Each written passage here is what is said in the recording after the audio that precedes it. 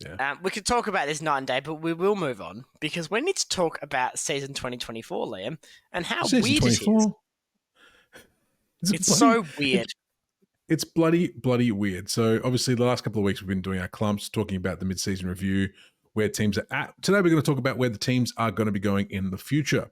And just in case I do put this on YouTube, welcome.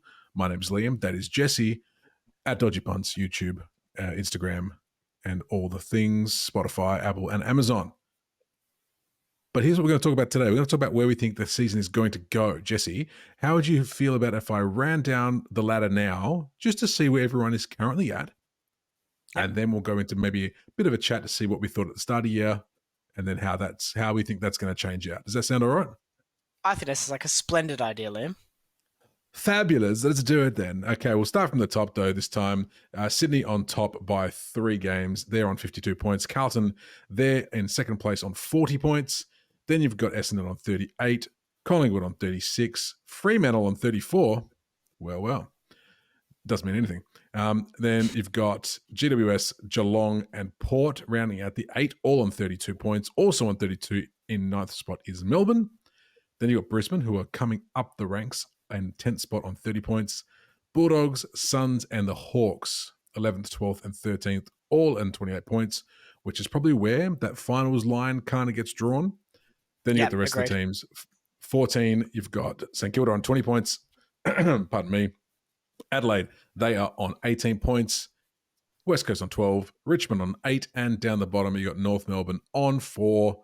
Could have very easily have been 12 the last few weeks. The poor buggers, but that's where they sit right now. Now, Jesse, do you remember much about your preseason rankings, your preseason thoughts on who would be where? I remember I had Carlton top, Fremantle 17th, West Coast 15th, and I had Brisbane and Melbourne sliding. I think they were still in my finals, but I had them sliding, so I've gotten that right. GWS missing the finals. They're doing their best. And I had St Kilda down near the doldrums that they are. Just about all I remember. Liam, you tell me what I predicted. You had Magpies on top. Okay. You had Magpies on top. I'm just gonna do a cheeky split screen here so I can see both of our little lists. Here we go. So you had Magpies on top, then Blues. Then you had the Power and the Lions. That were your top 4, right? Okay. And then you had Swans, Crows, Demons, and Tigers running out the top 8. That's gone badly. In comparison, I had Blues on top, Magpies, Lions, Swans, Power, Crows, Giants, and Suns. So I mean, the bottom half, the top part of the 4, we were okay. The second part of the 4. But I think that sums up the current ladder, doesn't it? Well, to be honest with you, like I did a bit of a ladder predictor yesterday because I was bored, so I did one, and I would pick a Freo win, and then I'd pick a Freo loss, right? And the difference between positions, this was like in 3 rounds time, right? So having us lose this week, maybe, whatever. 3 rounds time, a difference between a win and a loss was between 3rd place and 13th. Like that's how broad it was based on the other results. Obviously, it's a predictor; it doesn't really tell you anything.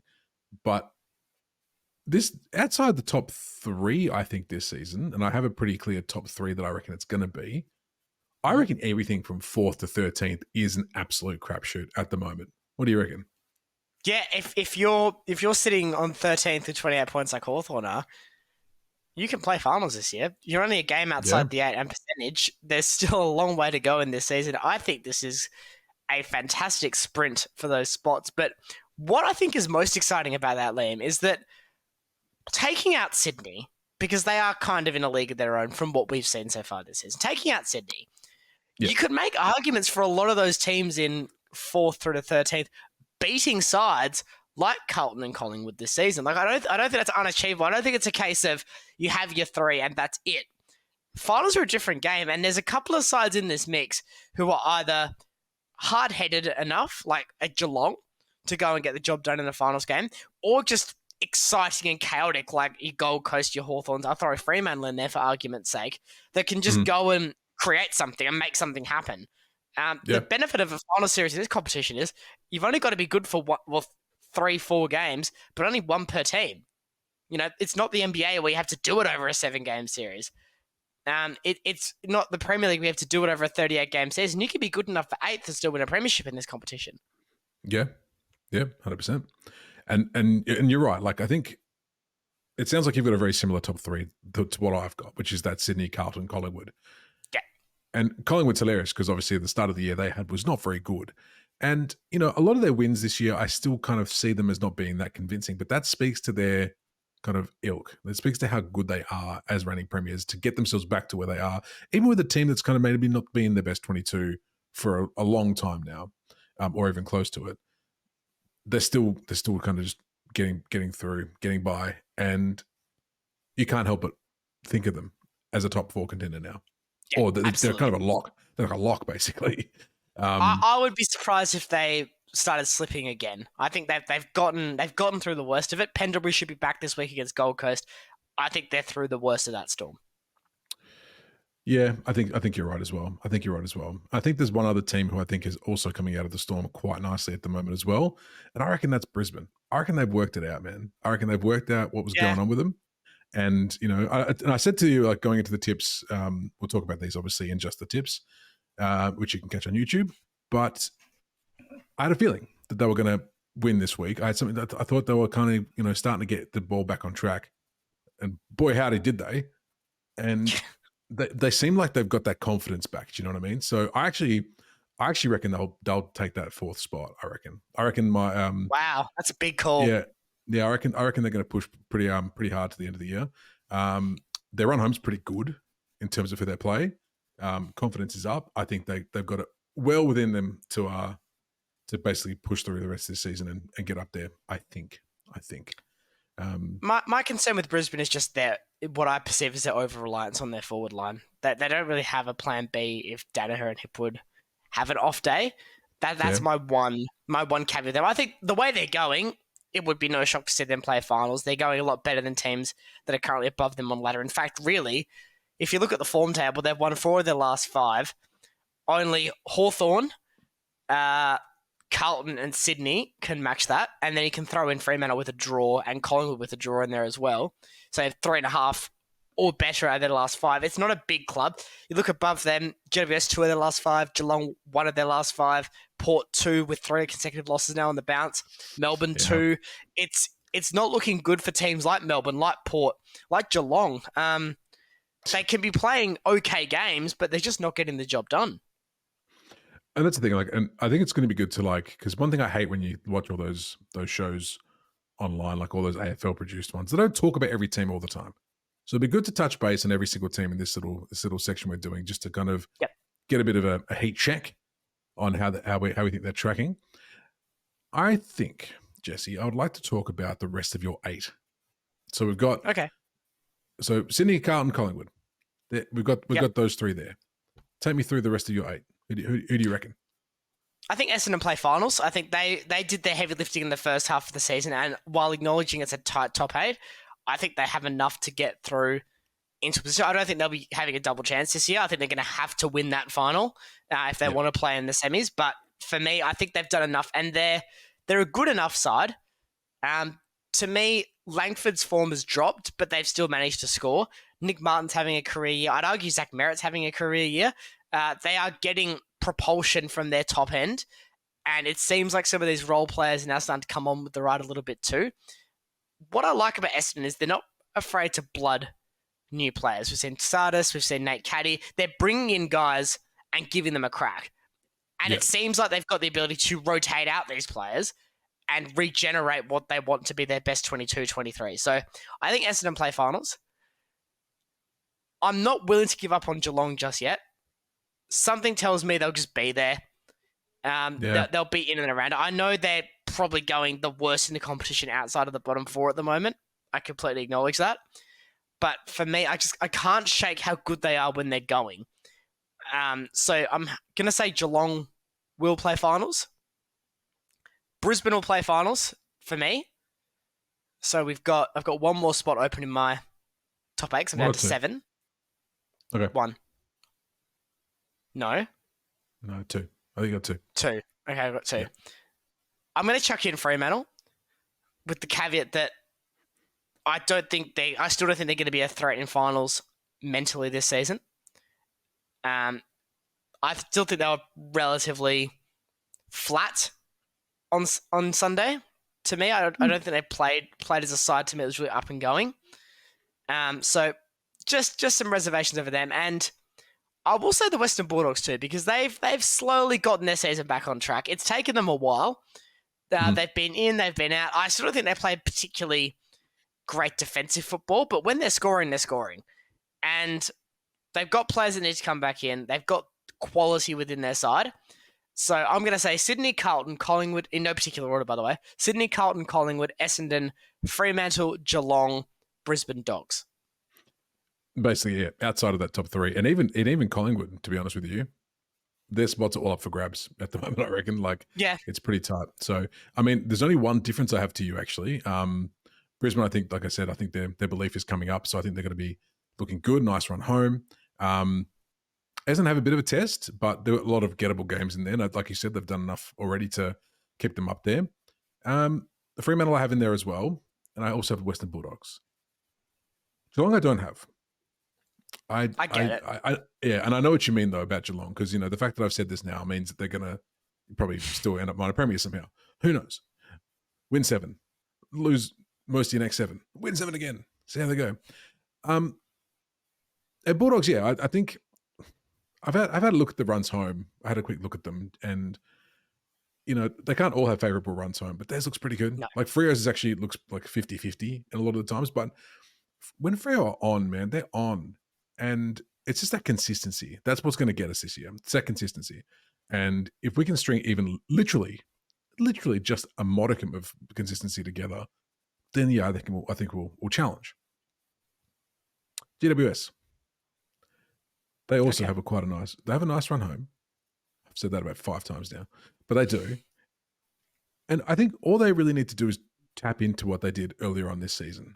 And they've been kind of starting to claw their way back a little bit from their, month and a half nearly now of pretty piss poor football. They've had, I think, maybe 1 or 2 good games in there, but they're showing signs.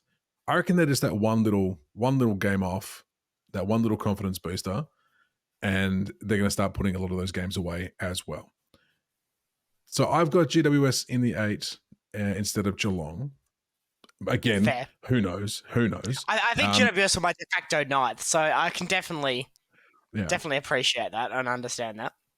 Jesse, which team do we both not speak about in that top 8? Well, we didn't touch on 3 in that. There's one in particular. Let's talk the sinking ship that is Melbourne. Oh, that's not even what I was going to talk about. Okay. The even sinkier ship, ironic given they're a port, of Port Adelaide. That's the one I was going to talk about. If Port Adelaide had anything in dry dock right now, it'd be the Titanic. Because, oh boy, that thing is sinking at a rapid rate of knots. Right. What's happened? Like a few weeks ago, these guys were clear top 4 favourites, and now they look dejected. They look crap. They look that's part of it, Jesse. I think that's part of why they look dejected is because they're not playing good footy at the moment. Like and I wonder how much of this has to do with what you were talking about with Freo not being able to handle that pressure of being in the spotlight. Maybe Port Adelaide's got a little bit of that as well. And Port have always had a slight disconnect with ability versus fan expectation in the last, let's say, 6 years. They've always had an above average list, but there's always been a deficiency. For a while it was defensive because they had a firing Charlie Dixon. Now it seems to have swung the other way. They seem to be okay defensively, although they were humiliated on Saturday. But yes, they just look they look like a wet blanket going forward. Todd Marshall is not cutting it. He's not having a good season. I think it's time to ask serious questions about where Georgiades sits in terms of the AFL forward pecking order. I think he's really struggling.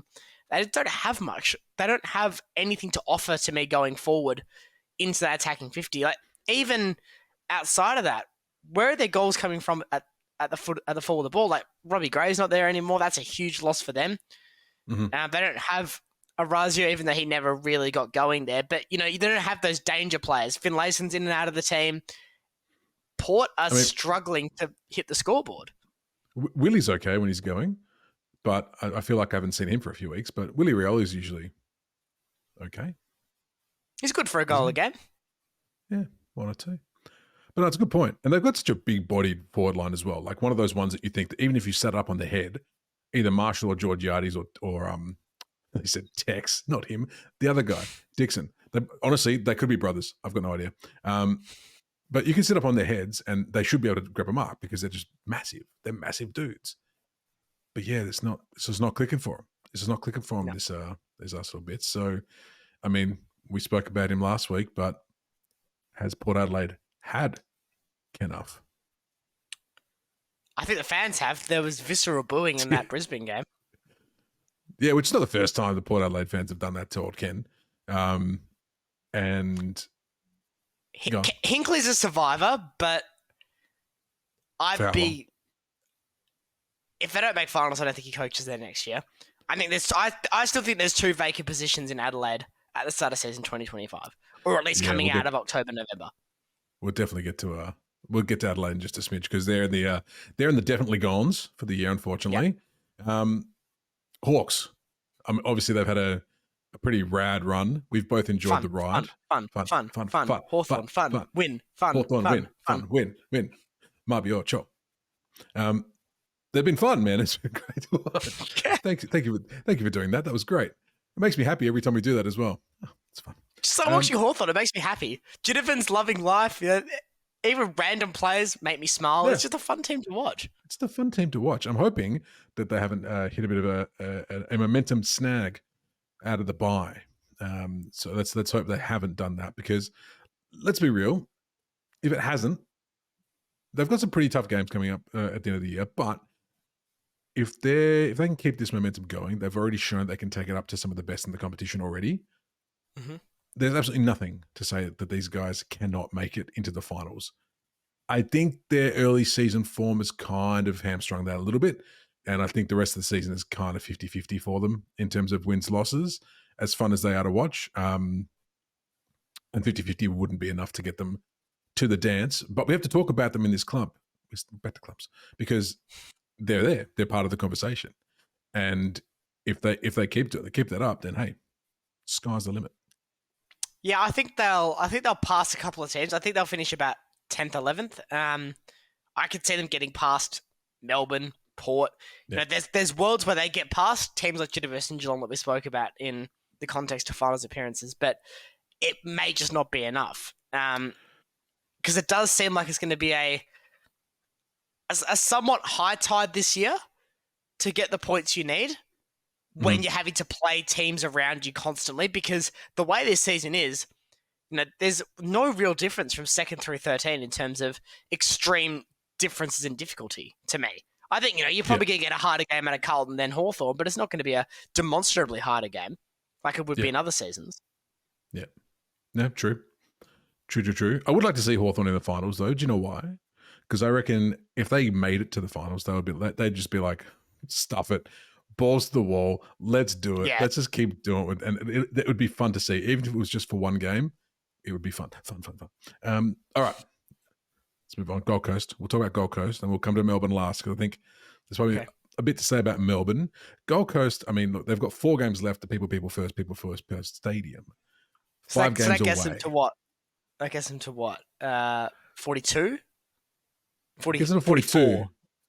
But 2 of those games are against the Pies in Brisbane. The other 2 are Port and Deep. Yeah. So you reckon Gold Coast at home? Not a worry in the world. I don't know what they built that stadium on, but it seems to give them some kind of magical powers. Well, no, look, in all seriousness, yeah, tough to be enthused about where Gold Coast are. It probably says a lot that on the sports bet odds in the premiership market that are glaringly shoved in your face when you go look at the AFL ladder, they are the highest odds of any team in our top 13 at 100 to 1. Even Hawthorn have gone past them. In fact, wow, they're 100. You know, I might actually just run through these quickly, Liam, if that's okay, for the sake of comparison. Sure. From the top or just from the From the top. So this is current ladder with the odds included.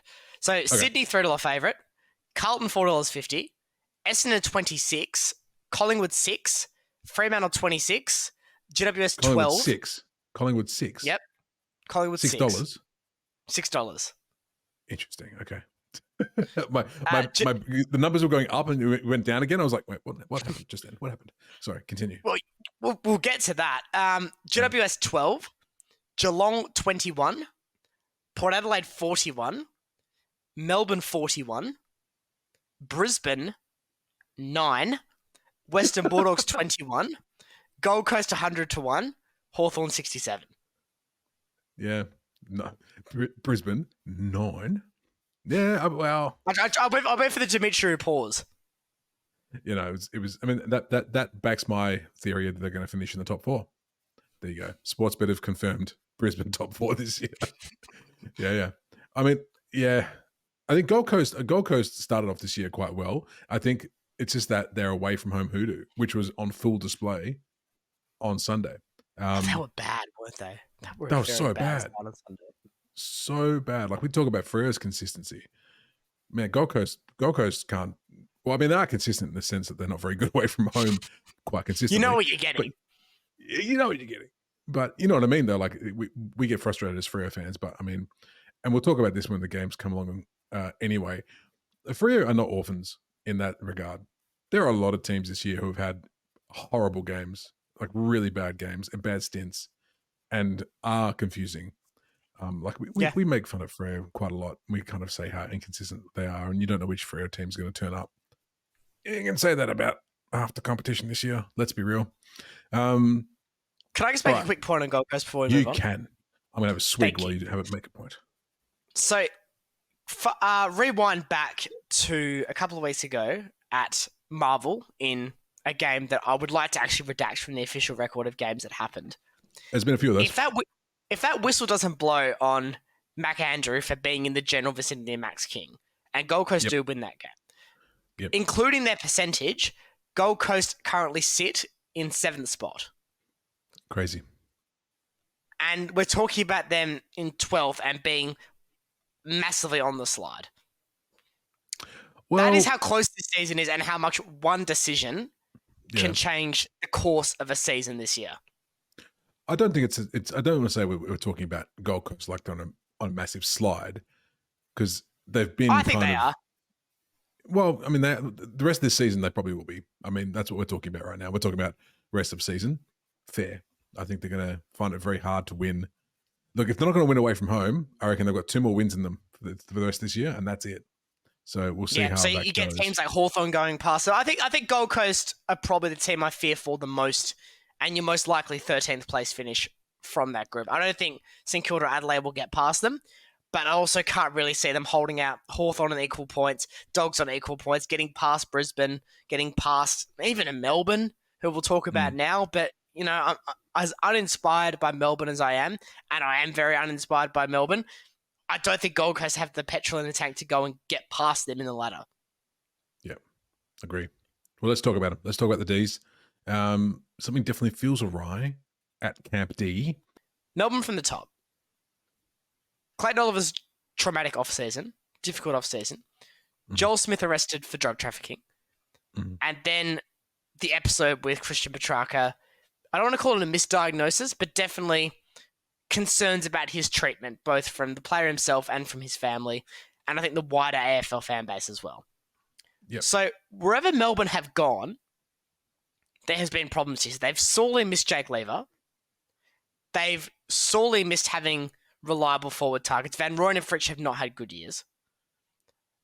And all of a sudden, we're left with Max Gawn and pieces trying to desperately glue together the shattering remnants of what could have been a premiership dynasty. And I said this a couple of weeks ago in this podcast, Liam.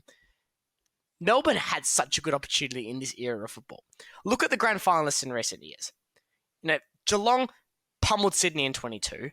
I would have given Melbourne in this era, their dues against that Geelong side in that grand final.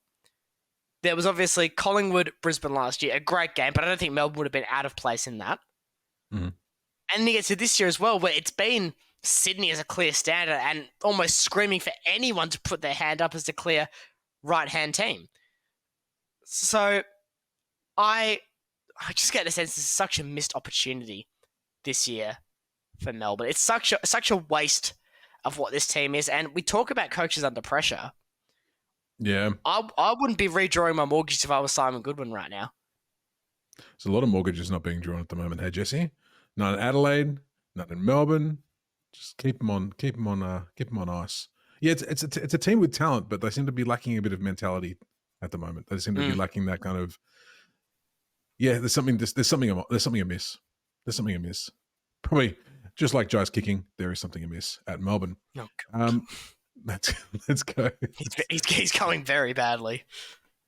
We'll talk about him in a second. All right, really quickly, our definitely goners. St Kilda likely rack up a few more wins, but probably not enough to get to September. Probably not. They're only on 20 points.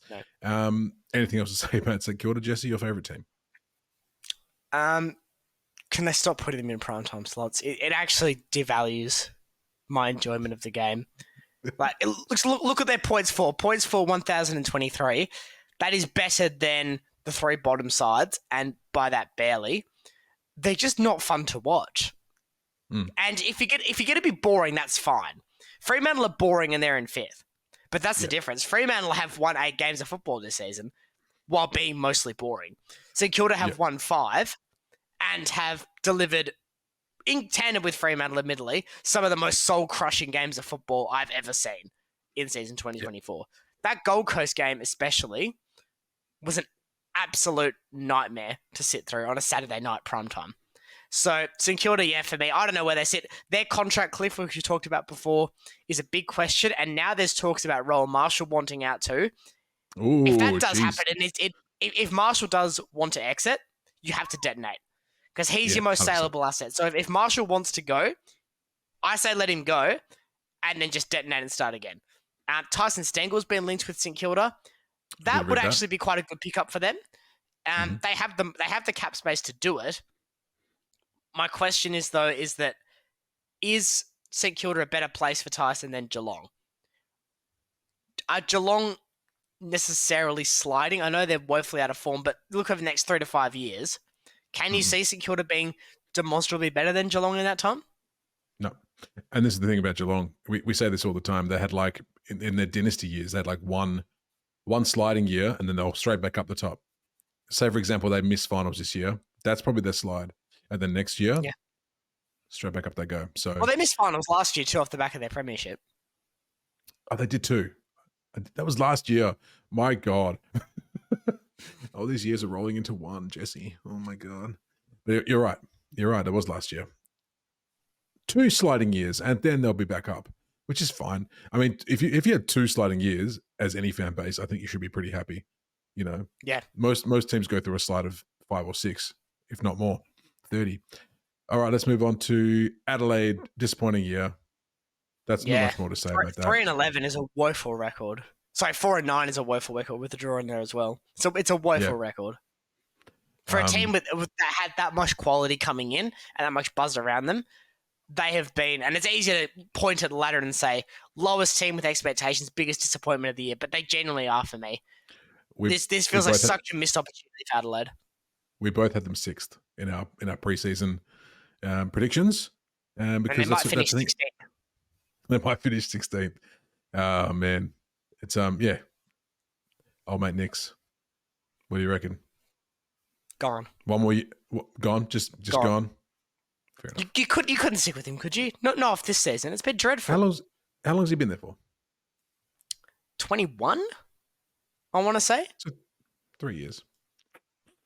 That's long enough to make a call. Okay. I reckon they'll give him another. He's not. Is he end of contract? Is he at end of contract or no?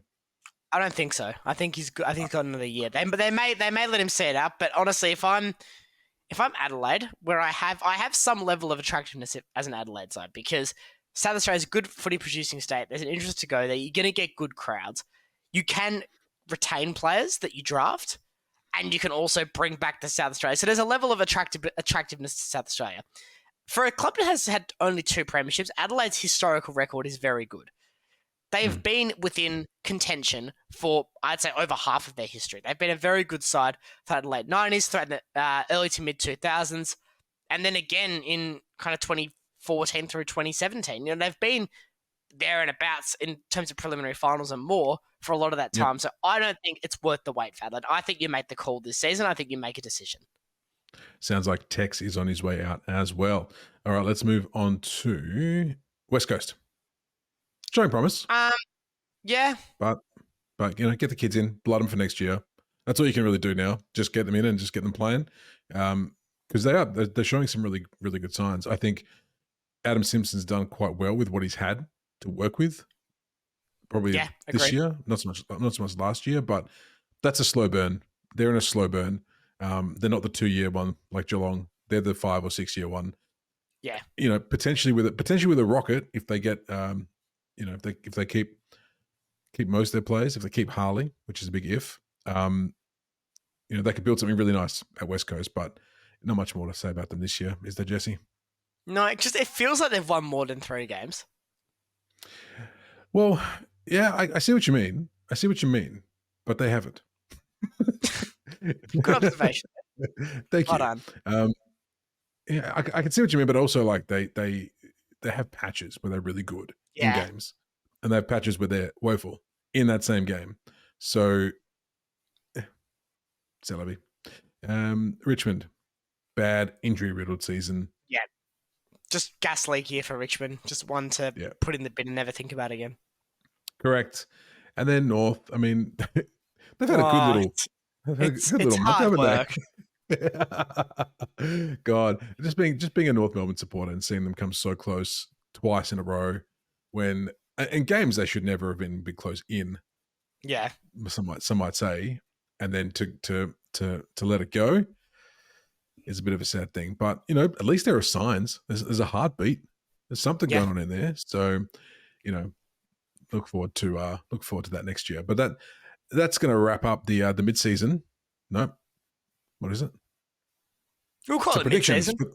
Mid-season prediction for the rest of the year. End of season predictions. Deary me. Bye, YouTube. I'm so sorry. Yeah, yeah. Bye, YouTube. Back to the audio version. Here we go.